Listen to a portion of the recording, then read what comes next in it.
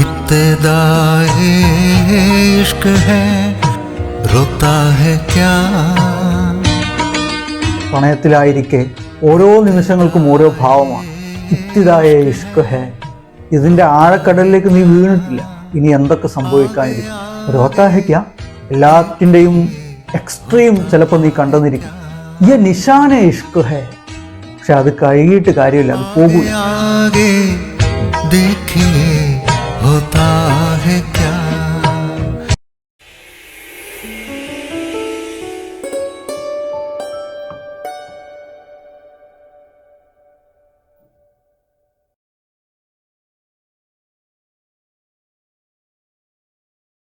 പരിഹാരത്തിലേക്ക് സ്വാഗതം.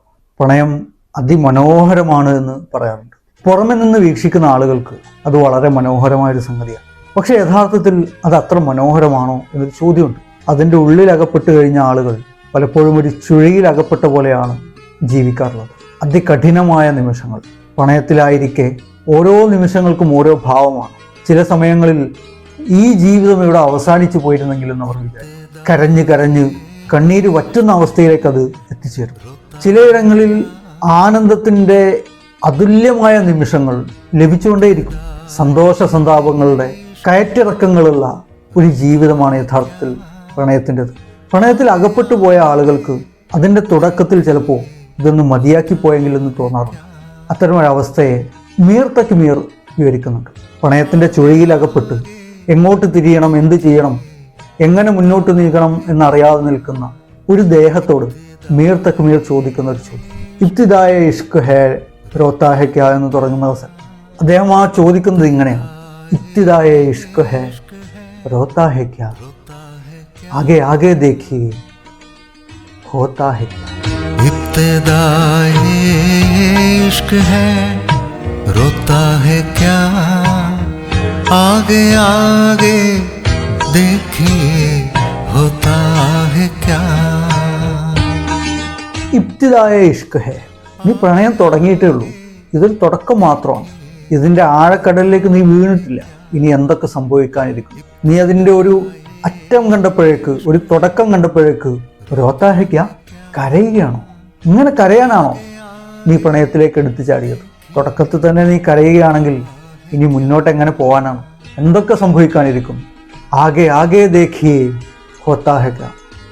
ഒന്ന് മുന്നോട്ട് പോയി നോക്ക്, കുറച്ചുകൂടെ ഒന്ന് പോയി നോക്ക്, അപ്പം മനസ്സിലാവും എന്തൊക്കെ സംഭവിക്കാനിരിക്കുന്നത്. നീ പ്രതീക്ഷിക്കുന്നതൊന്നുമല്ല നിന്റെ പ്രണയത്തിൽ സംഭവിക്കാൻ പോകുന്നു. മുന്നോട്ട് നീങ്ങുന്തോറും സന്തോഷങ്ങളുടെ വേലിയിറക്കങ്ങൾ, വേലിയേറ്റങ്ങൾ, സന്താപങ്ങളുടെ വേലിയേറ്റങ്ങളും വേലിയിറക്കങ്ങളും ഒക്കെ സംഭവിക്കാനുണ്ട്. എല്ലാത്തിൻ്റെയും എക്സ്ട്രീം ചിലപ്പോൾ നീ കണ്ടെന്നിരിക്കും. ഈ ചെറിയ കാര്യങ്ങൾക്ക് നീ കരഞ്ഞു തുടങ്ങിയാൽ ആ അതിരുകൾക്കപ്പുറത്ത് നിന്ന് നീ എന്തു ചെയ്യും? ഈ പ്രണയത്തിൻ്റെ മൂർത്തി ഭാവത്തെത്തുമ്പോൾ നീ അനുഭവിക്കേണ്ട കാര്യങ്ങളിൽ നീ എന്തു ചെയ്യും ഇങ്ങനെ കരഞ്ഞാൽ എന്നൊരു ചോദ്യമാണ് മീർ ആദ്യമായി മുന്നോട്ട് വെക്കുന്നത്. തുടർന്ന് അദ്ദേഹം ഒരു ഈരടി പറഞ്ഞു വെക്കുന്നുണ്ട്. യ നിശാന ഇഷ്ക് ഹേ ജാത്തെ നഹി, ദാഗ് ഛാത്തി കെ അബസ് ധോത്താ ഹേ ക്യാ. निशान इश्क है जाते नहीं, दाग छाती के बस धोता है क्या. आगे आगे देखिए होता है क्या. യ നിശാന ഇഷ്ക് ഹേ, ഇതാ പ്രണയത്തിൻ്റെ കറയാണ്, അതിൻ്റെ അടയാളമാണ്. ജാത്തെ നഹി, അത് പോവില്ല. ആ പ്രണയത്തിൻ്റെ അടയാളം അവിടെ കിടക്കും, അതൊരിക്കലും മായാത്തൊരു കറയാണ്. ദാഗ് ഛാത്തി കെ അബസ് ധോത്താ ഹേ ക്യാ, ആ നെഞ്ചകത്തുള്ള പ്രണയത്തിൻ്റെ കറ ഉരച്ച് കഴുകിക്കളയാമെന്നാണോ നീ ധരിക്കുന്നത്? അത് പോകൂല. ഒരു വട്ടം പ്രണയത്തിൽ അകപ്പെട്ട് കഴിഞ്ഞാൽ ആ കറ അവിടെ കിടക്കും, അത് ഇടയ്ക്കിടയ്ക്ക് ഇങ്ങനെ തെളിയും. ആ തെളിയുന്ന സമയത്ത് നിന്റെ ഹൃദയം വേദനിക്കും. ആ വേദനിക്കുന്ന സമയത്താണ് നിനക്കത് കഴുകിക്കളയണമെന്ന് തോന്നുക. പക്ഷെ അത് കഴുകിയിട്ട് കാര്യമില്ല, അത് പോകൂല. നീ ഒരിക്കൽ പ്രണയത്തിൽ വീണ് കഴിഞ്ഞതാണ്. ആ പ്രണയത്തിൽ നിന്ന് ആ പ്രണയത്തിൻ്റെ ഓർമ്മകളെ മായ്ച്ചു കളയാമെന്ന് ധരിക്കുന്നത് ഒരു വ്യാമോഹം മാത്രമാണ്. അതിലർത്ഥമില്ല, നിനക്കത് സാധിക്കുന്നതല്ല. ഒരിക്കലും മായാത്ത ഒരു കറ നീ എങ്ങനെ മായ്ച്ചിട്ടെന്താ? ചിലപ്പോൾ അതിൻ്റെ കറ നീങ്ങിയെന്ന് നിനക്ക് തോന്നും, പക്ഷേ കുറച്ച് കഴിയുമ്പോൾ അത് തെളിയും. ആ പ്രണയത്തിലേക്ക് അകപ്പെട്ട് കഴിഞ്ഞ് നീ അതിൽ നിന്ന് പിൻവലിയാമെന്ന് കരുതുന്നുണ്ടോ എന്നൊരു ചോദ്യമാണ്, ആ ഓർമ്മകളെ മായ്ച്ചു കളയാമെന്ന് കരുതുന്നുണ്ടോ എന്നൊരു ചോദ്യമാണ് മീർ മുന്നോട്ട് വെച്ചത്. അത് മനോഹരമായാണ് അദ്ദേഹം പ്രണയത്തിൻ്റെ ആ അവസ്ഥയെ വിവരിച്ചു വച്ചിരിക്കുന്നത്. മനോഹരമായ 2-3 ഈരടികൾ കൂടെ ഈ ഗസലിൽ കടന്നു വരുന്നുണ്ട്. അപ്പോൾ നമുക്ക് പിന്നീട് ഒരിക്കൽ സംസാരിക്കാം. ഏറെ നന്ദി.